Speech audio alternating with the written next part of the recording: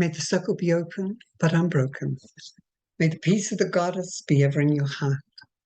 Merry we meet, merry we part, and merry we meet again. Blessed be, my name is Tamara Von Forslun, and I am the matriarch of the clan of Boskednan internationally. Lately, the discussions have been about the different ways of invoking the goddess or god. So I wanted to share some of our views with you a little bit. To our pagan ancestors, the sacred divine always existed within and without manifest creation. It has also existed within human beings. Even the Roman philosopher Seneca described this sense of the divine being both without and within, where he said, "For God is near you, he is with you, he is within you." The old occult mysteries at the end of the age of Aries and the beginning of the Piscean age offered the hope of becoming a goddess or god in the afterlife. Even the Egyptian Book of the Dead, or to give it a better translation, the Book of Coming Forth by Day, spoke of becoming Osiris after bodily death as the soul made its journey through the kingdom of the dead, the underworld. And by the end of the Piscean era, the Christian age, this promise of expansion of consciousness was offered before death and through the mystery initiations, where Dr. Carl Jung says, "To carry a God around in yourself means a great deal, as it is the guarantee of happiness, of power, and even omnipotence, insomuch and insofar as these are the attributes of divinity.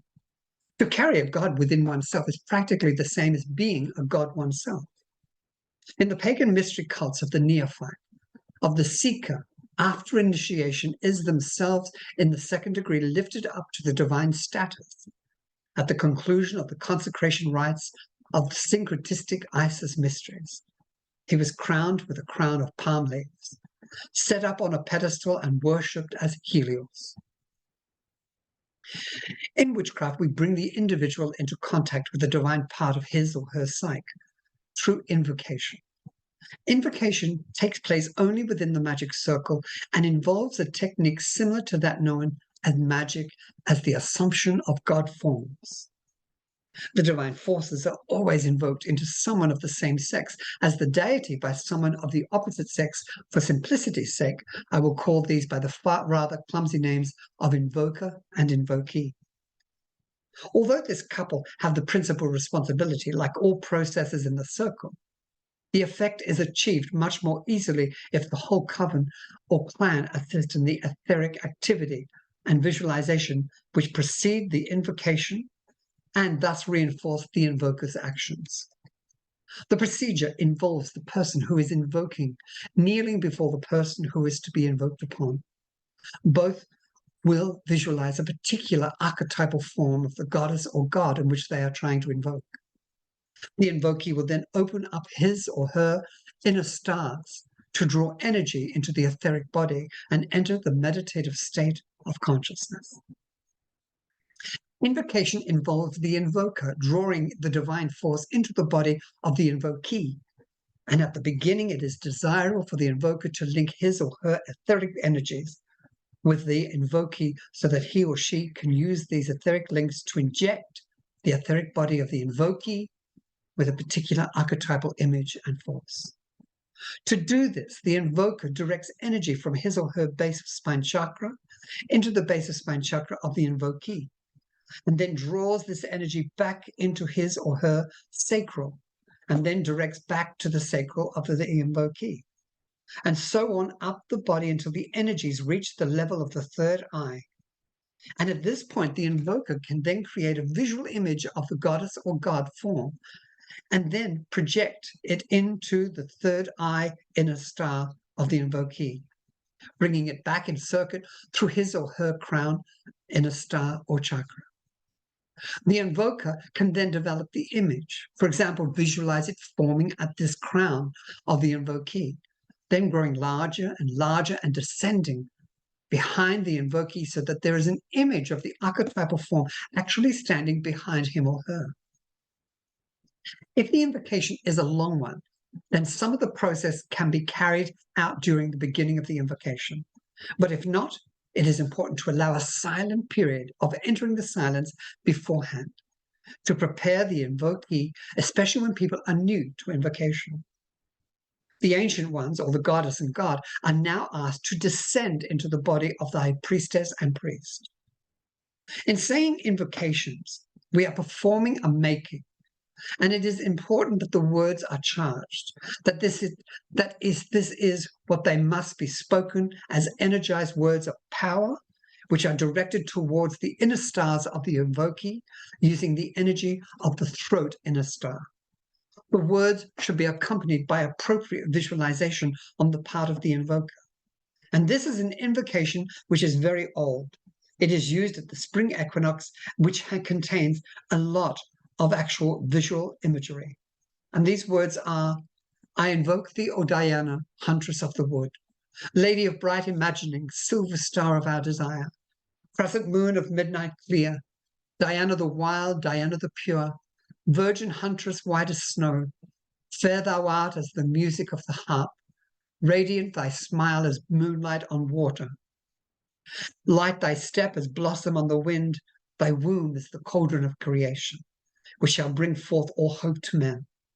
O Lady of the word of power, who makes the shadows flee, turn thy ear, Diana, as thee we invoke thee. By seed and root, by bud and stem, by leaf and flower and fruit, by life and love I invoke thee and call upon thee, to descend upon thy servant and thy body of thy priestess and servant. When words are used to conjure visual images, they act very powerfully on the psyche of the invokee and will take him or her into a very deep state of consciousness where the boundaries of the self merge into the greater whole. At this level of consciousness, the invokee creates until the invokee is the archetypal image which they reflect. This does not usually happen straight away, and when people are first invoked on, they may reach no more than a meditative state of consciousness. With time, however, deeper and deeper states of consciousness are reached which take us into samadhi and beyond. Here, there is no subject and object. You and I, self and other, but only a sense of a vast expansion of consciousness and oneness with the universe.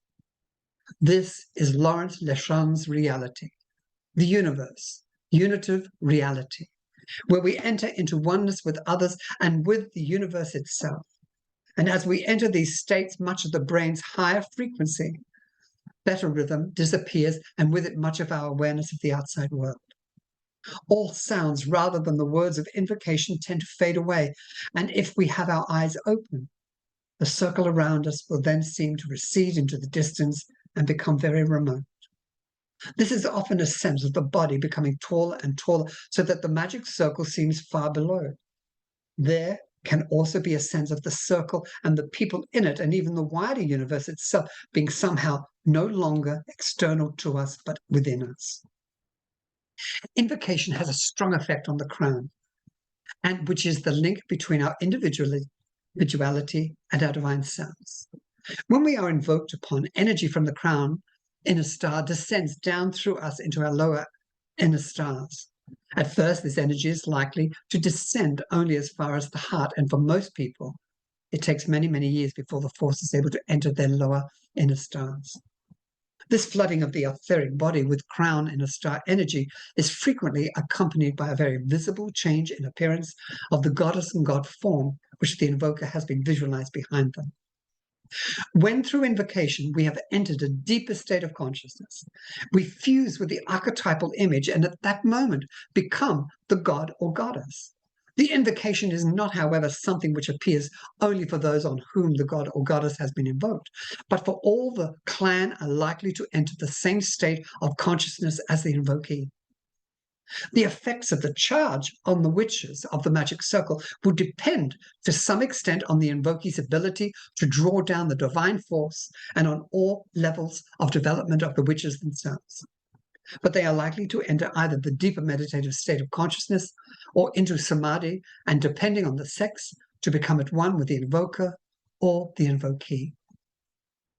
If the deity is the opposite sex, it is as though it has answered our call and manifested for each of us individually.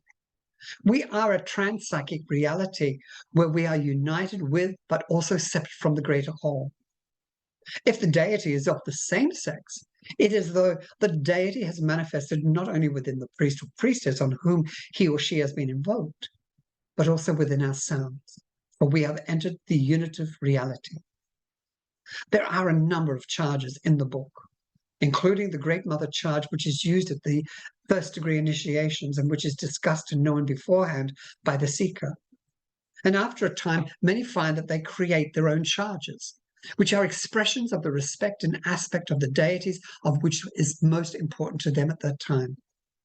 I consider it very important for all within the priesthood to write their own charges and also invocations which should be learnt off by heart. The final stage is to have no prepared material, but to enter the unitative state of consciousness and then to open the throat in a star and to allow the deity itself to speak through us. What often emerges are some of the most beautiful words and charges that we are ever likely to ever hear, and perhaps, like a beautiful flower, their power to move us is enhanced by their own ephemeral nature, for it is rarely possible afterwards for speaker or listeners to remember fully what has been said. That is a bit more about invoking the goddess of God within. I hope you can have the goddess within you, or the God within you. Learn to be at one with deity. And in learning to be at one with deity, we become better people, not just on an earth walk, but on an ascended walk to the heavens and to spirituality on our path. I hope you've enjoyed today. Take care. Yours always in service. Blessed be.